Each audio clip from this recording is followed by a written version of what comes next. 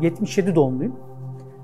Bizim zamanımızda hani çok öyle plastik oyuncak da yoktu. Mesela benim rahmetli dedem şeker pancarından kağını yapardı bana. Ucuna bir ip bağlardım, peşimden sürüklerdim onu. Yani bizim oyuncaklarımız dedem tahtadan oyardı. Öyle işte derme çatma bir araba yapardı ya da kamyon yapardı.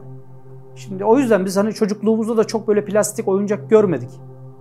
Ama şimdi o arkadaşlarım da geldiği zaman bu eserleri gördüğü zaman tabii dokunamıyorlar. Dokunmayı da çok istiyorlar. Ama eminim ki gözlerinden şunu hissediyorum. Onlar aslında orada oynuyor. O diyaromada oynuyorlar. Onun bahçesinde koşuyorlar. O ne bileyim penceresinden bakıyorlar dışarıya. Ya hissediyorum bunu yani. Ben çok küçük yaşlarda başladım bu işlere. Çok isterdim ailemin bunu fark etmesini. Çünkü beni ona göre yönlendirirlerdi. Ama ben bilirsiniz eskiden böyle mahallelerde inşaatlar falan çok uzun sürerdi. Mesela bir binanın yapılması belki 2 yılını falan alırdı. Şimdi tabii çok çabuk hallediyorlar bu işleri. Ben o zamanlar 8-9 yaşlarındayken inşaat alanlarına gider. Oradan işte plastik borular, plastik teller, plastik borular, teller, işte kırılmış tuğla parçaları vesaire bunları toplar. Bunlardan köprüler, tüneller falan yapardım. Daha sonra ben 12 yaşındaydım. Yeşilköy'de Havacılık Müzesi ile tanıştım. Oraya girdikten sonra orada bir flash patlaması oldu bende. Oradaki eserleri görünce bunu ben de yapabilirim dedim. Ve ben ilk aslında diorama işine plastik maketle başladım. Sonra uzun bir süre ara verdim. Nasıl koptuğumu bilmiyorum ama bir şeyler girdi araya. Sonra işte evlendik. Evlendikten sonra oğlum dünyaya geldi. Onun bu sefer telaşı, onu büyütme şeyleri falan derken ben iyice uzaklaştım.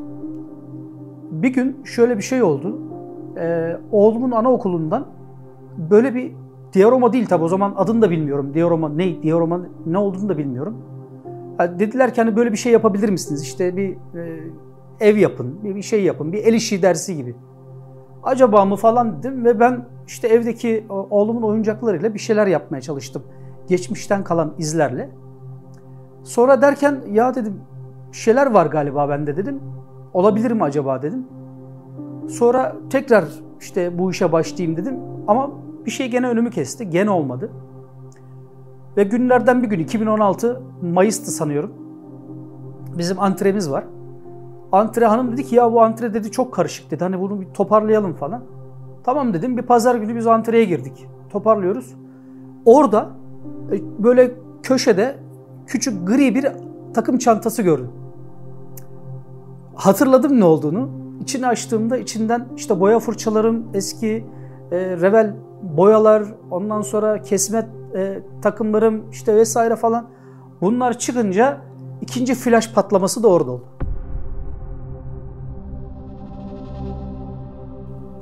Diorama mesela çocukluğunda çok böyle oyuncak görmemiş. Çok fazla oyuncakla oynayamamış. Ama büyümüşsünüz artık oyuncakla da oynayacak yaşı geçmişsiniz. İşte size oynayabileceğiniz her şeyi, bütün hayalinizi, bütün her şeyinizi oraya koyabileceğiniz bir şey diorama. Bence diorama bu. Aslında sizin sokakta tekme attığınız herhangi bir plastik parça size bir plastik parça olarak, bir çöp olarak gözükürken bize o çok başka bir şey olarak gözüküyor. Yani biz ondan bambaşka bir şey çıkartabiliyoruz. Herhangi bir şey fark etmez. Şimdi reklama girer mi bilmiyorum ama yani çocuklar için satılan o şekerli şeylerin kutuları bile çocuklara veya size bir plastik kutu olarak gözükürken bize bir varil olarak gözükebiliyor. Ya da atıyorum bir atık su borusu olarak gözükebiliyor. Mesela çok ilginç bir şey söyleyeyim. Rögar kapağı yapıyorsunuz. Mesela yaptığınız diorama sokağa. İnsanlar soruyor abi bu rögar kapağını nereden buldun? Aslında o rögar kapağı değil. O bildiğimiz bu muslukların şeyi vardır, süzgeci vardır. Kireç ufak tefek taşları tutmak için. Yani onu kullanıyorsunuz. Ama siz ona o yaratıcılığı öyle bir veriyorsunuz ki bakan gözler onun o süzgeç değil de rögar kapağı olduğunu düşünüyorlar. Düşünmüyorlar yani. Onun ne olduğunu görüyorlar. Siz onu gösteriyorsunuz. Dioramayı yaparken onu içinizde hissetmeniz lazım. Onu içinize almanız lazım. O dioramada yaşamanız lazım. Kendinizi o dioramaya ait hissetmeniz lazım. Yani çünkü o işi yaparken yani yaşayacaksınız ki en iyisini yapabilirsiniz. Yani sırf yapmak için yapmaya kalkarsanız işte okullara giden el işi dersindeki 2 boruyla köprü yapmaya benzer. O yüzden yani herkes yapacaksa bu işi önce sabır, sonra doğru kişiyi bulması lazım. Çünkü herkeste o yetenek olmayabilir. Ama doğru insanı bulursa, doğru insandan doğru fikirler alırsa, nasıl çalışacağını, ne yapması gerektiğini bilirse o zaman tabii ki herkes yapabilir. İnsanlar baktığında görmezler ama o dioramanın içinde küçücük bir detay aslında sizin geçmişten bilinçaltınızda olan bir şey de olabilir. Yani onu oraya koyuyorsunuz. Onlar çok farklı şeyler. Onu tabii herkes göremiyor. Onu bazen siz de hissedemiyorsunuz ki. Çok sonra mesela bir iş yapıyorsunuz. Üstünden belki 1 sene, belki 2 sene geçiyor. Onu alıp şöyle karşıdan baktığınız zaman bir anda sizi geçmişe götürüyor. Siz de diyorsunuz, bir ışık yandı. Bak demek ki bu oradan kalma bir şey diyorsunuz. O parçayı ben oraya koymuşum. Mesela benim çocukluğumda Küçükçekmece'de ben büyüdüm. Orada bizim bir evimiz vardı. 2 katlı, bahçeliydi. İçinde bütün meyve ağaçlarından neredeyse vardı. Çok güzeldi. Çok, her yer çiçekti. Kapımızın önünde çiçekler vardı. Mesela bir çalışmama ben kapının önüne çiçekler koymuşum. O çiçekleri çok sonradan dedim ki ya bu çiçeklerin burada ne işi var dedim yani. Ne alaka? Üstünde durmadım ama kaldırdım sonra bir gün kenara. Bir gün bir şey oldu. Kapağı açtım. Dolabın kapağını. Bakıyorum. Baktığım anda işte o biraz önceki örnek. Bir anda o çiçekler beni o geçmişe götürdü. Bir anda o bizim 2 katlı Küçükçekmece'deki bahçeli evimizin kapının önünde böyle vita saksılarında duran o türlü türlü çiçekler falan. Dedim tamam bu oradan demek ki.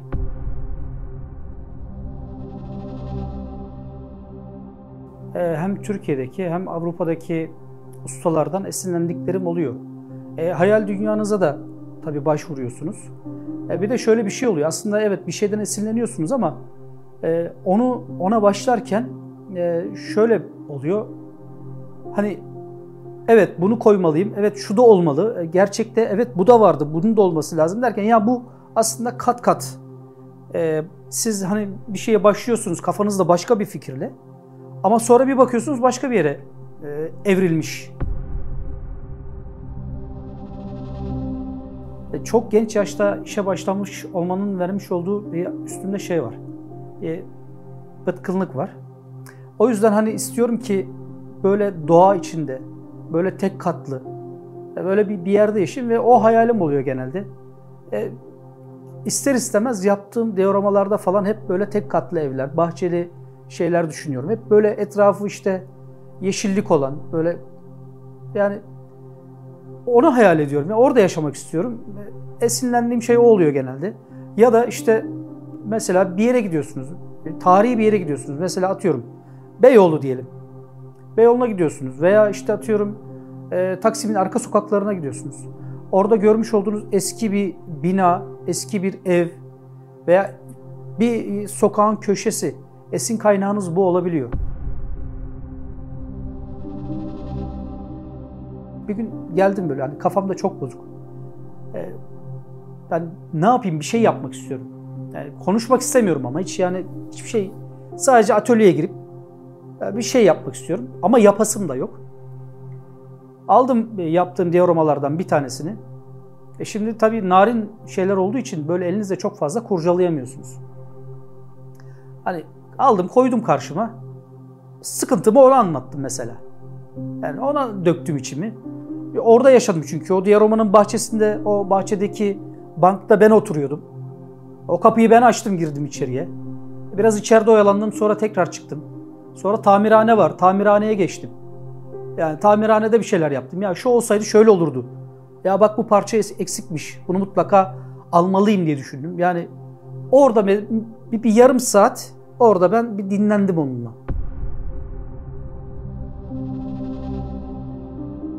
yurt dışında, Avrupa'da, Uzak Doğu'da bu işi layıkıyla yapan, birleşmiş, bu işin işte fuarları olan, fuarına kadar bu işi yapan ülkeler var.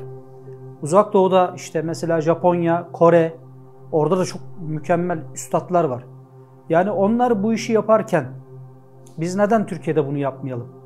Neden böyle kabuğumuzda sadece kendi etrafımıza bunu gösterelim? Birleşelim, hep beraber olalım. Hepimiz birlik olalım. Görüşelim, konuşalım. Bundan ne çıkar? Ne kaybederiz? Hiçbir şey kaybetmeyiz, bir şeyimiz eksilmeyecek. Hatta fikir alışverişinde belki kocaman bir aile olacağız ve daha çok Türkiye'de daha çok kişiye ulaşacağız. Biz ne kadar çok büyükler olarak, baba, anne olarak ne kadar çok herhangi bir hobiyle ilgilenirsek, çocukları da buna teşvik edersek, emin olun zihinsel olarak çok daha sağlıklı nesiller yetiştireceğiz. Benim amacım bu. Benim kafamdaki bütün şey bu. Ben evet iki ayrı dünyada yaşıyorum. Bundan çok mutluyum. Eşim de bundan rahatsız değil, sağ olsun.